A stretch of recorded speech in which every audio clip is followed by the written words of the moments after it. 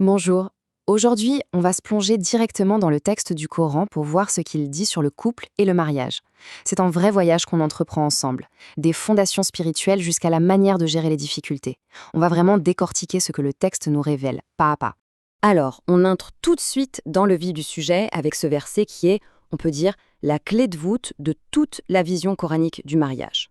On voit bien que ce n'est pas juste un contrat social, c'est bien plus que ça, c'est une quête de tranquillité. Et cette tranquillité, elle repose sur deux piliers vraiment essentiels, à la fois émotionnels et spirituels, l'affection et la miséricorde. Et justement, ces termes, ça vaut le coup de s'y arrêter. D'abord, la sakina. C'est quoi? C'est ce sentiment de calme, de paix, de stabilité qu'on est censé trouver auprès de l'autre. Ensuite, il y a la mawadda. Là, on parle d'une affection qui se montre, qui est active, c'est l'amour manifesté. Et puis la rahma. Ah, ça, c'est une miséricorde plus profonde. C'est une sorte de bienveillance qui est là, qui dure, même quand ça va mal. Et voilà, ces trois-là, c'est vraiment le socle sur lequel tout se construit. Très bien, on a posé les bases. Maintenant, la question c'est pourquoi cette union? C'est quoi, au fond, sa raison d'être d'après le texte? C'est exactement ce qu'on va explorer dans cette première partie. Et le point de départ, il est super important. Le texte nous dit que toute l'humanité vient d'une seule et même âme d'où a été créé son partenaire. Ça veut dire quoi?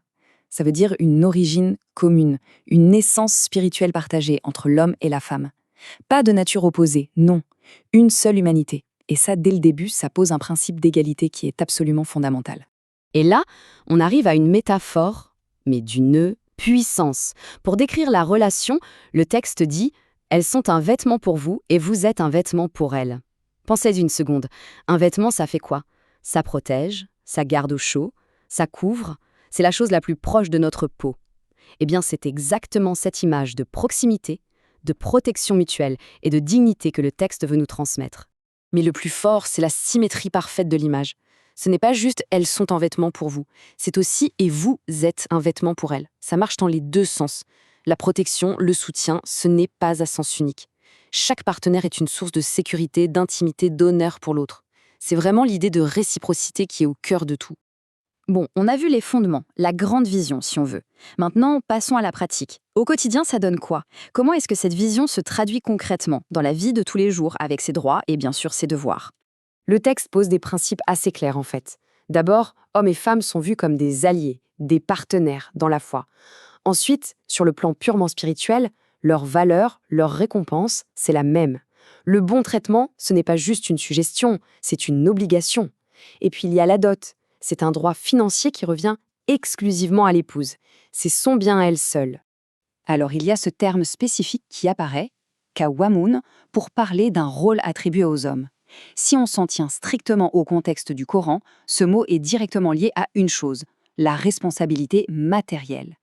C'est-à-dire la responsabilité de subvenir aux besoins de la famille, de prendre en charge les dépenses du foyer.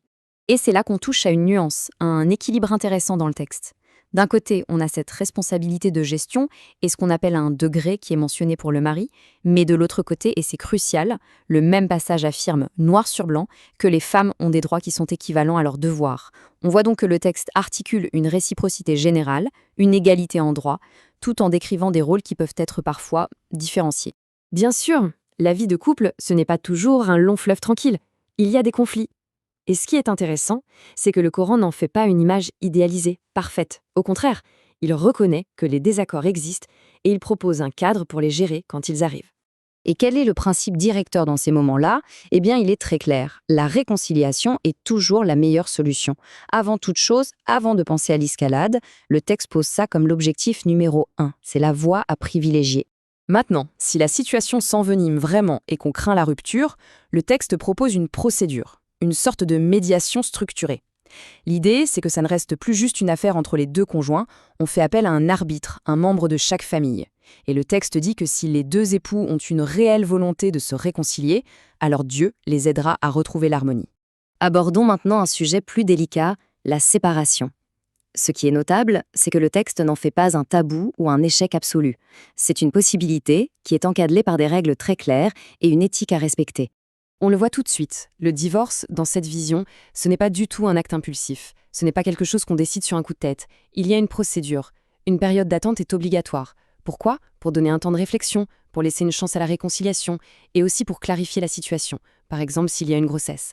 Bref, c'est un vrai processus, pas juste un mot prononcé à la légère. Et à la fin de ce processus, il y a 2 issues possibles, 2 voies éthiques. Soit on se réconcilie, et ça doit se faire de manière convenable, sur de bonnes bases, soit on se sépare, et là ça doit se faire avec bienveillance, sans rancœur, sans chercher à nuire. Dans tous les cas, l'idée c'est de préserver la dignité de chacun. D'ailleurs, le texte insiste beaucoup sur la protection des droits après la séparation. Il a des interdits très clairs. Interdit de retenir son épouse juste pour lui faire du mal. Interdit de l'empêcher de se remarier. Il y a une obligation de soutien financier et de logement.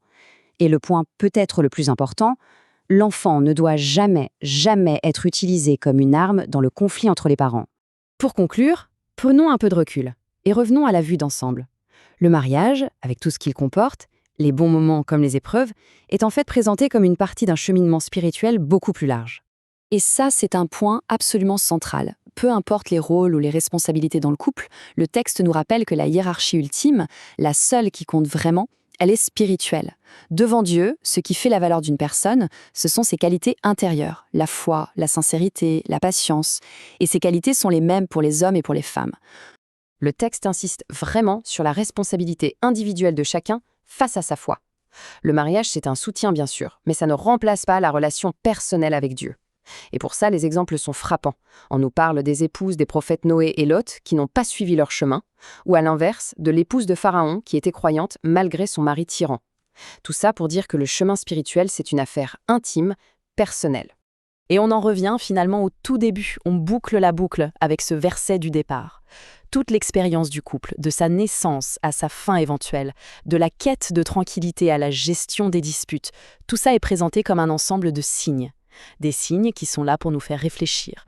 En résumé, ce qu'on a vu, c'est que le texte offre un cadre avec des principes, une éthique et des objectifs bien précis pour le mariage. La question qui reste en suspens, c'est bien sûr de savoir comment cette vision, issue d'un texte sacré, entre en dialogue avec nos vies d'aujourd'hui. Comment résonne-t-elle face aux défis et aux réalités des relations modernes ? Voilà, de quoi continuer à réfléchir.